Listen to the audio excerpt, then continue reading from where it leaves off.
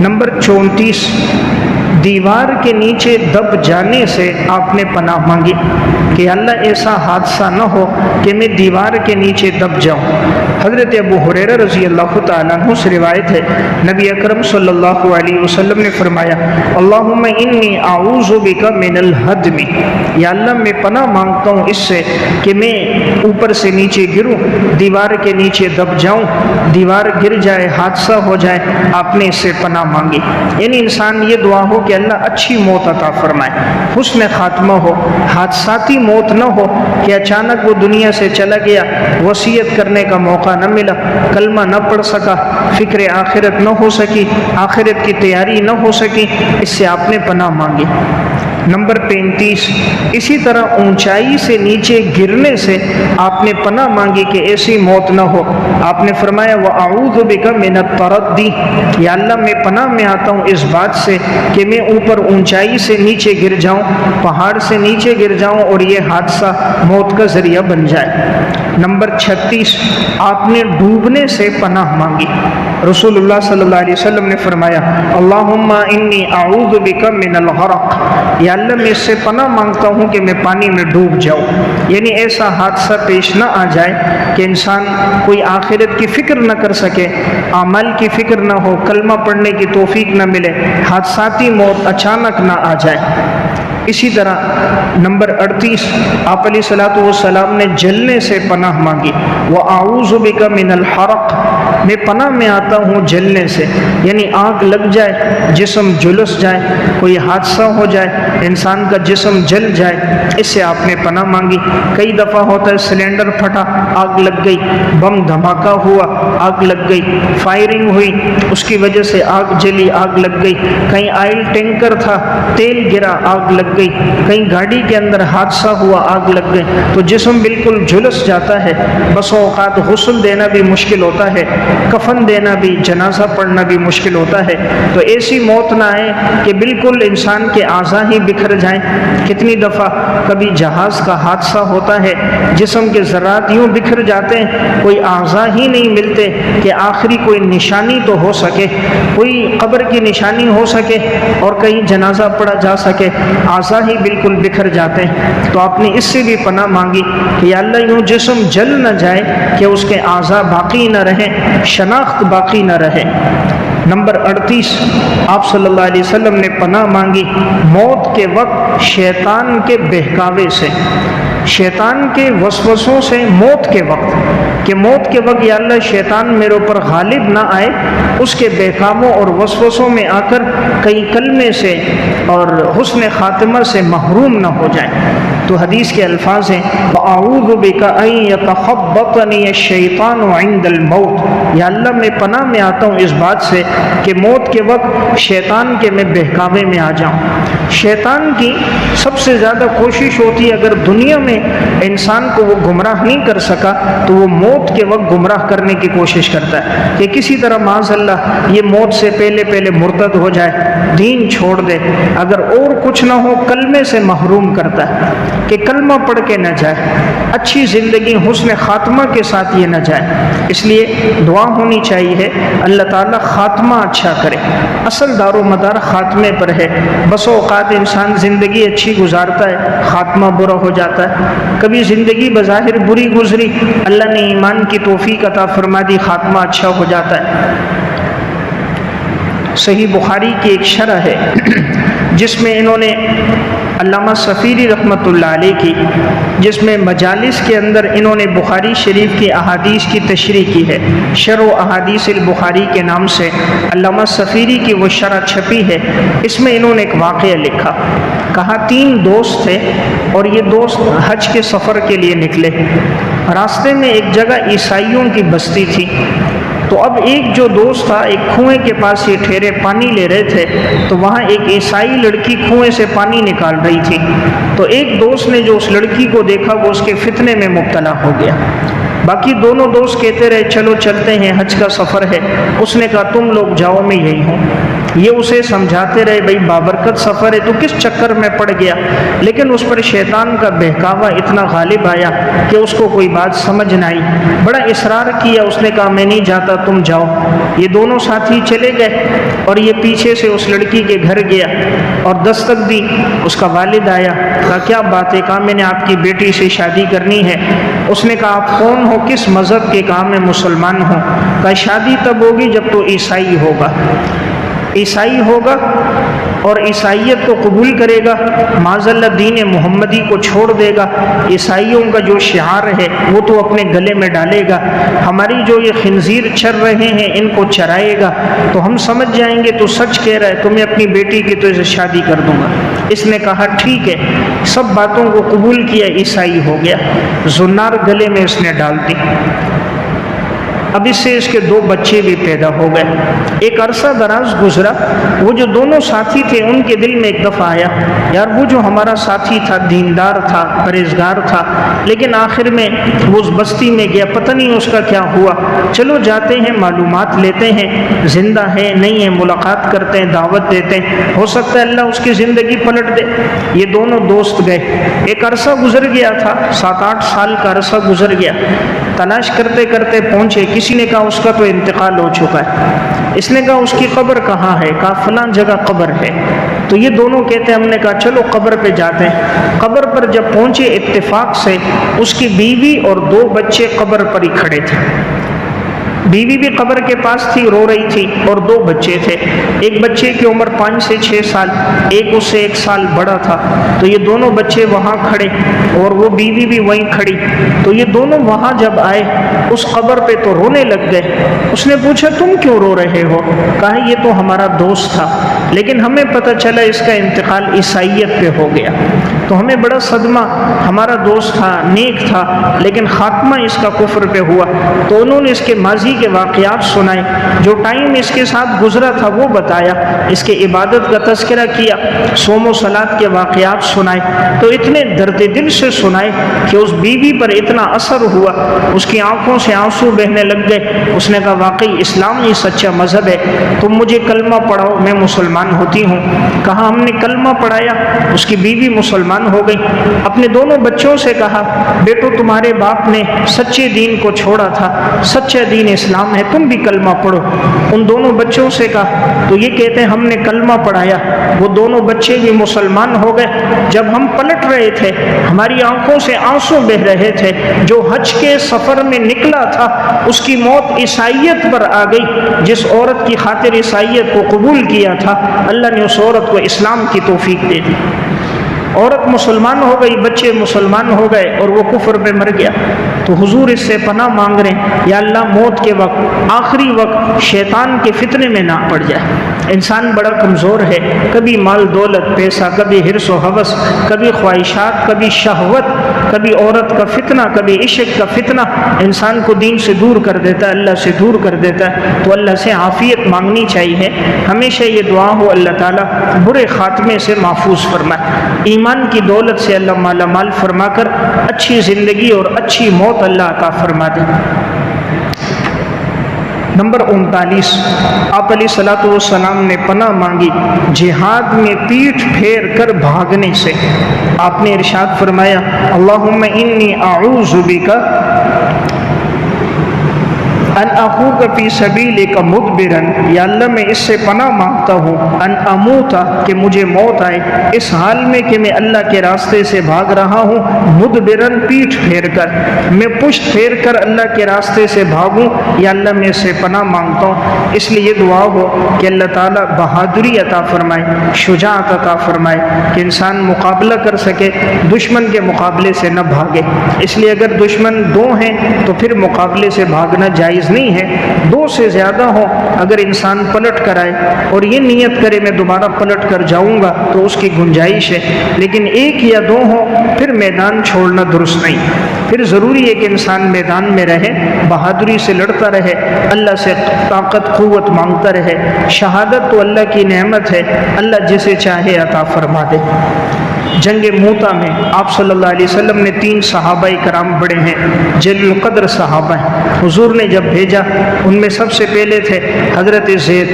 آپ نے حضرت زید سے فرمایا، زید بن حارثہ، کہ تم کمانڈر امیر ہو، جھنڈا تمہارے ہاتھ میں ہوگا، اور اگر اللہ نہ کرے تمہاری شہادت ہو جائے تو پھر اس کے بعد حضرت جعفر بن ابی طالب ہوں گے، اور اگر ان کی ہو گئی تو عبداللہ بن رواحہ ہوں گے۔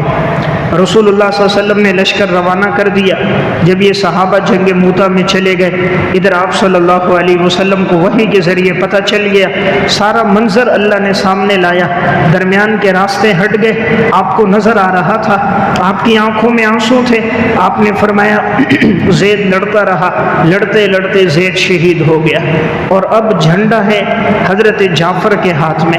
حضرت جعفر کے ایک ہاتھ پہ وار ہوا، دوسرے ہاتھ میں جھنڈا لے لیا، دوسرا ہاتھ کٹ گیا، انہوں نے جھنڈے کو بغل میں لے لیا تاکہ اسلام کا یہ جھنڈا، حضور کا یہ علم نیچے نہ گرے، یہاں تک کہ یہ شہید ہو گئے۔ پھر جھنڈا عبداللہ بن رواحہ کے ہاتھ میں تھا، یہاں تک کہ عبداللہ بھی شہید ہو گئے۔ رسول اللہ صلی اللہ علیہ وسلم کی آنکھوں سے آنسو بہ رہے تھے۔ فرمایا اب جھنڈا لیا ہے اللہ کی تلواروں میں سے ایک تلوار میں، یعنی خالد بن ولید کے ہاتھ میں پھر جھنڈا تھا، اور اللہ نے مسلمانوں کو فتح عطا فرمائی تھی۔ یہ وہ موقع تھا کہ رسول اللہ صلی اللہ علیہ وسلم کی آنکھیں اشک بار ہو گئی تھی، کیونکہ یہ تینوں بڑے جلیل القدر صحابہ تھے۔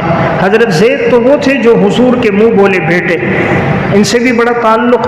حضرت جعفر حضور کے چچا زاد، اسلام کے لیے حبشہ کی طرف ہجرت کرنے والے، نجاشی کو ایمان کی دعوت دینے والے، انہی کی سورہ مریم پڑھنے پر، انہی کی دعوت پر نجاشی مسلمان ہوا تھا۔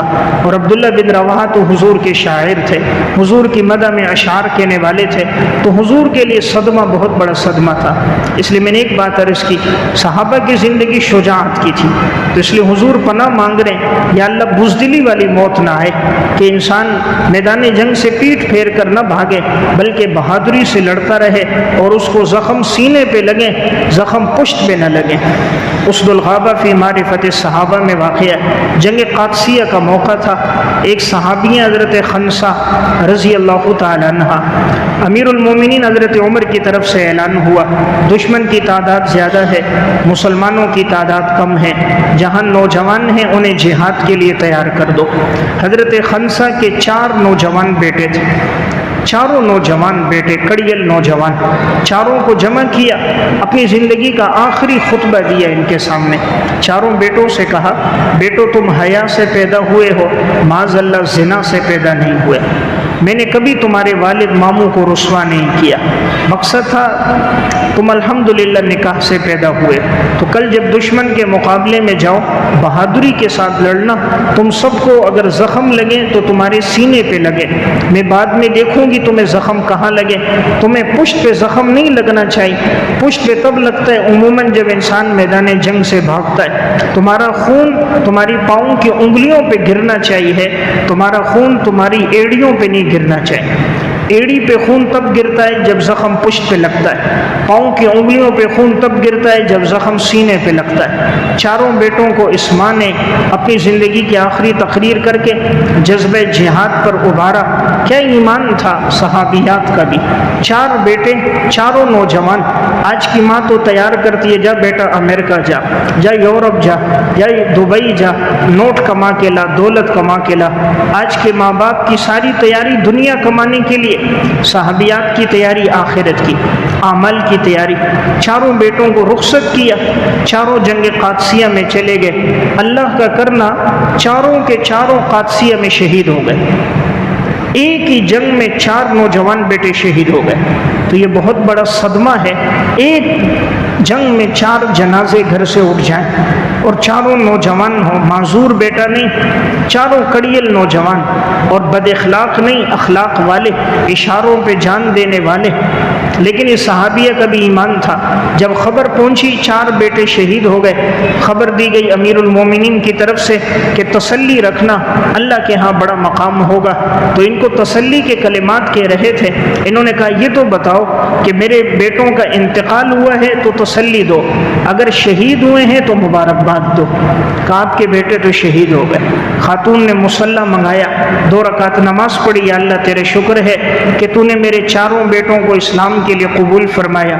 کل روز محشر میں فخر کروں گی میں 4 شہید بیٹوں کی ماں ہوں۔ تو میں عرض کر رہا ہوں، حضور دعا کر رہے ہیں یا اللہ ایسی موت نہ دینا کہ دشمن کے مقابلے میں پیٹھ پھیر کر نہ بھاگیں، یعنی بہادری اور شجاعت والی موت یا اللہ عطا فرمانا۔ دیکھیں جنگ میں جانے سے موت نہیں آتی۔ کوئی سمجھے کہ اگر میں اللہ کے راستے میں نکلوں گا جہاد میں موت آئے گی، گھر میں رہوں گا موت نہیں آئے گی۔ حضرت خالد بن ولید 100 سے زائد جنگوں میں شریک ہوئے، جسم کا کوئی حصہ ایسا نہیں جس پر حضرت خالد بن ولید کو زخم نہ لگا۔ جسم کے ہر حصے پر کہیں تلوار کا زخم، کہیں نیزے کا زخم ہے، کوئی حصہ نہیں محفوظ ہے۔ لیکن جب آخری وقت آیا، بستر پہ موت آ رہی تھی، تو فرمانے لگے آج یوں موت آ رہی ہے جیسے اونٹ کو اپنی جگہ پہ آتی ہے، کاش مجھے اللہ شہادت دیتا۔ ہر جنگ میں رہے اور آگے آگے رہتے تھے، لیکن اس کے باوجود شہادت اللہ کی طرف سے نہیں تھی۔ اس میں بھی اللہ کی حکمت تھی کہ چونکہ آپ علیہ الصلوۃ والسلام نے فرمایا تھا کہ خالد اللہ کی تلواروں میں سے ہے اور اللہ کی تلوار ٹوٹ نہیں سکتی تھی۔ شہادت ہوتی تو گویا اللہ کی تلوار ٹوٹ گئی۔ حکمت یہ تھی اللہ نے ان کو شہادت سے ہٹ کر عام موت دینی تھی۔ وہ بتانا چاہتے تھے کہ دیکھو ہر جنگ میں شرکت کی لیکن شہادت نہ مل سکی۔ تو میں ایک بات عرض کر رہا ہوں، حضور نے اس سے بھی پناہ مانگی ہے۔ نمبر 40، کسی موذی جانور کے ڈسنے سے موت آ جائے، کسی موذی جانور کے ڈسنے سے موت آ جائے، آپ نے اس سے پناہ مانگی۔ رسول اللہ صلی اللہ علیہ وسلم نے فرمایا وَأَعُوذُ بِكَ أَنْ أَمُوتَ لَدِيغًا، یا اللہ میں اس سے پناہ مانگتا ہوں کہ کوئی موذی جانور مجھے ڈس لے، یعنی اچانک آدمی راستے میں جا رہا ہے، سانپ نے ڈسا، موت واقع ہو گئی، کسی بچھو نے ڈسا، کسی زہریلی چیز نے ڈسا اور موت آ گئی۔ تو یہ اچانک اس طرح کی موت جس سے انسان نہ کوئی وصیت کر پائے اور نہ حسن خاتمہ ہو سکے، نہ کلمہ پڑھ سکے، ایسی ناگہانی موت سے بھی آپ نے پناہ مانگی۔ نمبر 41، آپ علیہ الصلوۃ والسلام نے برس سے پناہ مانگی۔ آپ نے دعا فرمائی اللہم انی اعوذ بک من البرس، یا اللہ میں تیری پناہ میں آتا ہوں برس کی بیماری سے۔ برس کہتے ہیں جسم کے اعضاء، بعض اعضاء سفید ہو جائے، جسم کا رنگ تبدیل ہو جاتا ہے، یعنی جسم میں بعض اعضاء کا رنگ سفید ہو جاتا ہے، کھال کا رنگ بدل جاتا ہے، تو بسا اوقات یہ ذرا بدنما لگتا ہے، انسان کی خوبصورتی اس سے ختم ہو جاتی ہے، تو آپ نے اس بیماری سے بھی پناہ مانگی۔ نمبر 42، آپ علیہ السلام نے جنون سے پناہ مانگی۔ آپ کی دعا ہے اللہم انی اعوذ بک من البرس والجنون، یا اللہ میں جنون سے پناہ میں آتا ہوں۔ جنون کہتے ہیں عقل کا زائل ہو جانا، یعنی انسانی عقل مکمل کام نہ کرے، انسان کی عقل کام نہیں کر رہی تو جنون میں چلا جاتا ہے، کبھی بے کی باتیں کرتا ہے، کبھی ادھر ادھر کی بات کرتا ہے، عقل مندی نہیں رہتی۔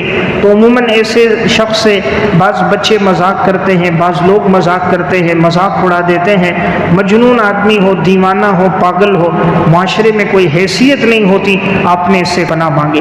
آپ دیکھیں کتنے راستے میں آپ کو نظر آتے ہیں جو میری اور آپ کی طرح جوانی میں ہو، اللہ نے حسن دیا ہوتا ہے لیکن عقل نہیں ہے، راستے میں کچرا چن رہے، کتنے ہیں جو کچرا دانی پہ بیٹھ کر وہاں سے خوراک جمع کر رہے ہیں، کتنے ہیں عقل کی نعمت نہیں ہے، لباس پورا گندا ہے، انہیں اپنا پتہ ہی کوئی نہیں ہے، اپنے بول و براز کا پتہ نہیں ہے، کتنے جو عقل کی نعمت نہیں پاگل ہیں، کسی پاگل خانے میں چکر لگائیں، کتنے جو زنجیروں میں جکڑے ہیں، کتنے جو رسیوں میں بندھے ہیں، چیختے ہیں چلاتے ہیں، انہیں اپنا کوئی پتہ نہیں ہوتا۔ تو یہ عقل کی نعمت بہت بڑی نعمت ہے، انسان اگر اسی کا شکر کرے ساری زندگی تو شکر نہیں کر سکتا۔ عقل کتنی بڑی نعمت ہے، اللہ اگر عقل لے لے پھر تو کسی چیز کی پہچان ہی نہیں، نہ اچھے برے کی، نہ غلط اور صحیح کی، نہ حق اور باطل کی۔ عقل کی نعمت تو بہت بڑی نعمت ہے۔ انسان جانور میں فرق ہی تو عقل سے، جانور کے پاس شعور ہے، اللہ نے ہمیں عقل دی ہے، تو یہ بہت بڑی نعمت ہے، اس لیے آپ نے اس سے پناہ مانگی کہ اللہ اسے محروم نہ فرمائے۔ نمبر 43، جوزام کی بیماری سے آپ نے پناہ مانگی۔ رسول اللہ صلی اللہ علیہ وسلم نے فرمایا اللہم انی اعوذ بک من البرس والجنون والجزام۔ جزام کہتے ہیں یہ وہ بیماری ہے، اس میں انسان کے جسم کے گوشت کا جو ٹکڑا ہے وہ نیچے گرتا جاتا ہے، انسان کے جسم کا گوشت نیچے گرتا ہے، بیماری کی وجہ سے کبھی ہتھیلیوں کا گوشت گر جاتا ہے، کبھی اوپر سے کبھی نیچے سے بازو کا گوشت گرتا ہے، بغلوں کا گوشت گر جاتا ہے، رانوں کا گوشت گر جاتا ہے، تو گوشت بالکل گرتا جاتا ہے، جسم سے تعفن بدبو شروع ہو جاتی ہے، کئی انسان بیٹھے خون بہنے لگ جاتا ہے، تو آپ نے اس سے بھی پناہ مانگی۔ لیکن کوئی بھی بیماری ہے وہ بہت بڑی بیماری، صحت اللہ کی بہت بڑی نعمت ہے۔ ایک ساتھی مسجد کا تھا، یہی جمعہ پڑھنے آتا ہے، وہ مجھے کہنے لگا کہ میرا ایکسیڈنٹ ہوا، میرے کولے کی ہڈی ٹوٹی ہے، تو کام میں علاج کروا رہا ہوں، اب تک 60 لاکھ روپے لگ گیا ہے، لیکن اب تک میں صحیح تندرست نہیں ہوا۔ ایک ہسپتال میں گیا، کہا او کلینک میں گیا، وہاں آپریشن ہوا، وہ صحیح نہیں ہوا، تقریباً کا 20-22 لاکھ روپے ادھر لگا، پھر دوسری جگہ، تیسری جگہ، پھر آغا خان گئے، کہا اب تک اتنے آپریشن ہو چکے ہیں کہ لگ بھگ میرا 60 لاکھ روپے لگ گیا، لیکن ایک کولے کی ہڈی ہے وہ اپنی جگہ اب تک بیٹھی نہیں ہے، ایک ہڈی پہ 60 لاکھ لگ گیا، تندرستی نہیں ہوئی۔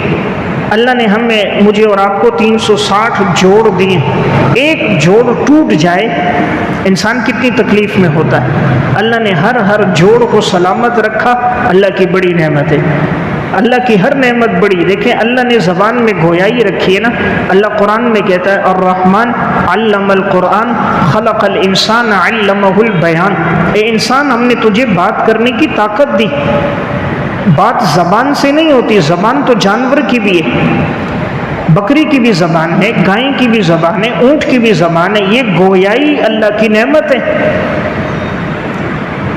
اتنی بڑی نعمت ہے، اس کا بھی انسان شکر کرے نہیں کر سکتا، تو اللہ کی ہر نعمت بہت بڑی نعمت ہے۔ تو آپ علیہ الصلوۃ والسلام ایک جس چیز سے پناہ مانگ رہے ہیں وہ ہم سب کو جو درس دیا وہ اس سے کہ انسان جذام کی بیماری سے پناہ مانگے۔ نمبر 44، بری بیماریوں سے آپ نے پناہ مانگی، آپ نے دعا فرمائی اللہم انی اعوذ بک من سیئ الاسقام، یا اللہ بری بیماریوں سے، یعنی ایسی لا علاج بیماریاں جس کا علاج نہ ہو۔ بس اوقات بعض بیماریاں ایسی ہوتی ہیں انسان علاج کراتا رہتا ہے، افاقہ نہیں ہوتا، پیسہ بھی لگتا ہے، دولت بھی لگتی ہے، فائدہ بھی نہیں ہوتا، گھر والے بھی پریشان، وہ بھی پریشان، تو آپ نے ایسی بری بیماریوں سے بھی پناہ مانگی۔ عموماً جس قوم میں فحاشی بے حیائی بڑھ جاتی ہے، حدیث میں آتا ہے اللہ ان کو ایسی بیماریوں میں مبتلا کر دیتا ہے کہ جن بیماریوں کے نام بھی ان کے آبا و اجداد نے نہیں سنے۔ جس قوم میں بے حیائی آئے گی اس قوم میں نئے نئے امراض آئیں گے۔ آج دیکھیں نئی نئی بیماریاں پیدا ہونا شروع ہو رہی، ایسی بیماریاں جن کے نام پہلے نہیں سنے گئے۔ پچھلے سالوں میں آپ نے دیکھا کورونا ایک نئی بیماری کہ اس سے پہلے سننے میں نہیں آ رہی، آئے دن نئی نئی بیماریاں آ رہی ہیں۔ اب ایک مچھر کاٹ رہا ہے، انسان نہیں کھڑا ہو پاتا، بخار ہو جاتا ہے، اس کے لیے چلنا پھرنا مشکل ہو جاتا ہے، حالانکہ دیکھا جائے ایک مچھر نے کاٹا ہے، لیکن انسان کتنا کمزور ہے، اس کاٹنے کے بعد اس کی صحت برقرار نہیں رہتی، تو طاقتور ذات تو اللہ کی ذات ہے، اس لیے ہر بیماری سے پناہ مانگنی چاہیے اللہ تعالیٰ سے، صحت اور عافیت ہو۔ ایک ڈاکٹر صاحب اپنا تجربہ بتاتے ہیں، وہ کہتے تھے کہ مریض ہمارے پاس آتے تھے، بعض مریض ایسے کہ ہم ان کو اچھی سے اچھی میڈیسن بتاتے، اچھی دوائیں دیتے، علاج کرتے، آپریشن ہوتا، لاکھوں روپے لگ جاتے، ان کو صحت نہ ملتی۔ بعض مریض ایسے آتے ہیں ان کو دوائی بتاتے ہیں، 5 روپے کی گولی 10 روپے کی گولی کھاتے ان کو صحت مل جاتی۔ تو کام میں سوچنے لگا آخر بات کیا ہے، ان کو لاکھوں روپے کی میڈیسن لگ جاتی ہے، ان کو تندرستی نہیں ملتی، کسی کو 5-10 روپے کی گولی سے آرام مل جاتا ہے۔ وہ کام میں اس پہ تحقیق کرنا شروع کر دی، تو کام میں اس نتیجے پہ پہنچا جس کی کمائی حلال کی ہوتی ہے اللہ 10-20 روپے کی دوائی سے اس کو شفا دیتے ہیں، جس کی کمائی حرام کی، خصوصاً اس نے کہا رشوت کی، کرپشن کی ہے، تو کہا ہم نے دیکھا آخری وقت میں ان کے نزع کا عالم بڑا سخت ہوتا ہے، نزع کا عالم ان کا بڑا سخت ہوتا ہے، جو رشوت میں، کرپشن میں، سود میں، حرام میں پڑا ہے، لاکھوں روپے لگ جاتے ہیں، مہنگے سے مہنگے ہسپتالوں میں علاج ہوتا ہے، کوئی افاقہ نہیں ہوتا۔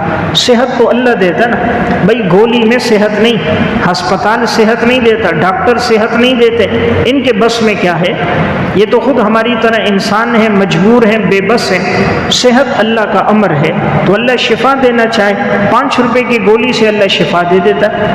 اس لیے حضور ایک چیز سے پناہ مانگ رہے ہیں، وہ ہے بری بیماریوں سے، تو صحت کی نعمت ہو اللہ سے مانگنی چاہیے، عافیت مانگنی چاہیے کہ اللہ تندرستی دے اور محتاج نہ کرے۔ نمبر 45، دنیا اور قیامت کی ہولناکیوں سے آپ نے پناہ مانگی کہ دنیا میں اور قیامت میں جو ہولناکیاں ہوں گی، یعنی آخرت کا وقت جو ہوگا، عذاب کا وقت، اس سے، قیامت کے دن کی گرمی سے، عذاب سے آپ نے پناہ مانگی۔ رسول اللہ صلی اللہ علیہ وسلم کی دعا ہے، اللہم انی اعوذ بک من ضیق الدنیا وضیق یوم القیامہ، یا اللہ میں تیری پناہ میں آتا ہوں دنیا کی تنگی سے۔ دنیا کی تنگی کیا ہے؟ نمبر 1، بیماریاں۔ جب بیماریاں لگ جائیں تو انسان کی زندگی تنگ ہو جاتی ہے۔ اس لیے کوئی اگر بیڈ پر ہو، بستر پر ہو، آپ اس سے پوچھو بھئی تیری کیا خواہش ہے، وہ کہے گا ساری دنیا سب دولت میری لگ جائے، بس اپنے قدموں پہ کھڑا ہو جاؤ۔ ایک معذور تھا، 11 سال سے بستر پہ تھا، عیادت کے لیے گئے، میں نے کہا آپ کی کوئی خواہش؟ کہا بس یہی ہے کہ میرا جو کل سرمایہ 2 کروڑ کے قریب ہے، یہ سب لگ جائے، میں اپنے پاؤں پہ کھڑا ہو جاؤں۔ یعنی ایک وقت آتا ہے کہ انسان یوں بیزاری کے عالم میں کہ سب لگے اور اللہ مجھے صحت دے دے۔ تو اس لیے حضور دنیا کی تنگی میں پہلا مفہوم محدثین نے لکھا بیماریوں سے بچنا۔ نمبر 2، قرض سے۔ دنیا کی تنگی کیا؟ قرض، کہ انسان قرض کے بوجھ تلے دب گیا، اب زندگی تنگ ہو جاتی ہے، اب وہ قرض کا مطالبہ شروع ہوتا ہے، قرض ادا نہیں کر سکتا، زندگی تنگ ہو جاتی ہے۔ یا نمبر 3، ظلم۔ دنیا کی تنگی کیا ہے کہ ظلم ہو رہا ہے اس پر، اور وہ ظلم کا بدلہ نہیں دے سکتا، مقابلہ نہیں کر سکتا، دفاع نہیں کر سکتا، یہ دنیا کی تنگی ہے۔